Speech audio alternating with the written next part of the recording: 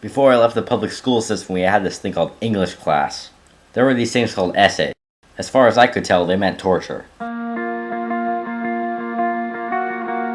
And so I was taught the art of writing. We had to use the correct tools and format, she told us. Introduction, body, conclusion. You have to use this pencil, you have to use the right kind of ink, you have to use the right kind of paper, you have to stay in the margins. We had to do it in a systemized method. First you think about what you're going to write about, and you write that down, like in a brainstorm or a web or an outline. That was pre-writing, now it's drafting. Before you write, review your writing plan, quick write, animal clustering, brainstorming, and other error notes you've made. In the entire essay, you blatantly lead people to believe something. The entire essay is to make them believe this thing. Second, you pick a thesis. The entire essay is to make them believe this thing. Thesis. A thesis is exactly one sentence. The entire essay, every sentence, every word relates to the thesis directly. Thesis. Once you come up with a thesis, stick to it. Avoid digressions in your essay, or even worse, changing or countering your thesis halfway through the paper or at the end. Then you pick your topic sentences. Topic sentences are the first sentence in every paragraph in the body. Each topic sentence relates directly to the thesis statement. Thesis. Topic sentences make a smooth transition from the first paragraph to the second and after. These transitions must have a logical relationship. Good essays support their thesis statements with supporting examples. Make sure your essay contains 3 specific examples of the body, because there's the introduction, body, and conclusion. Say what you're going to say it, and then say what you said. You will write a 5-paragraph essay with exactly 1 introduction paragraph, exactly 3 body paragraphs, and exactly 1 conclusion paragraph. Explanations, analyzations, all in an orderly, systematic way. It's all about organization. That's what an essay is. Then you attack other people's possible positions. You say where you're right and they're wrong. The example is true, but it's not as important as. The example is flawed because. Then you have a conclusion that restates the thesis statement. Thesis. Make sure your essay is unquestionable, because your thesis is right. It makes sure people feel like they know about your thing. It makes you feel like you know about your thing. Use big words. There's a certain space in which you have to write. Not too little, not too much. And of course, you'll get an F if you combine other works of art with this piece of art. Oops. But is that really the best essay writing style? It's often called, like in a tutorial for how to write a great essay. It's not how to write a great essay, it's how to get a good grade. It's a standardized essay writing style and a standardized essay writing style. Last I checked, standardized does not mean good or better. The standardized essay writing style is mostly good for showing that the author knows about a topic. That's all it's good for, and it's predominant because it's easy. Any idiot can write one of these kinds of essays, because you're saying the same thing again and again and again and again. And for those 2 reasons, that's why it's predominant in school.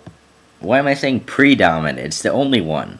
Hardly powerful or interesting, because you're saying the same thing again and again and again and again. Most of it is bullshit.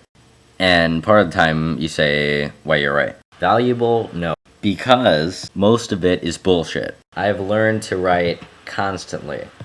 I have a journal program and I put a few entries in there every day. It could be poems, or it could be philosophy or science, or just some weird just writing. And I've developed myself a new standard essay writing style. It's awesome. This is how it goes. I have this. Whereas the old essay writing style encourages persuasion by repetition and constant references to the thesis statement, my new essay writing style encourages learning and non-linear thinking. This is what it is. It's called the new form. First we have the main points. This is a bulleted list of the main points of the essay. 1 to 10 ideas. And the reader can read main points to see if they might be interested in the essay before they start reading the essay. Browsing through essays and you want to read one, and you're looking for something, that way you can look at the main points, and these are the main points of the essay. So you don't have to start reading the essay if you don't want to. You can find what you're looking for. In the new form, the main part is called the essay now. There are no rules. That's the main idea, basically. That's why rigid structure is frowned upon, because that kind of follows rules. There's a structure. Thought is not in itself structured. What the essay tries to do is to mirror thought. Logic in the essay will manifest itself over time in the essay, because there are main ideas. What the essay is intelligent, sensible, pragmatic, original discourse. The conclusion leads readers to conclusions and ramifications, whether blatantly or making them think on their own. You may want to let them feel like they reach their own conclusion or literally reach their own conclusion.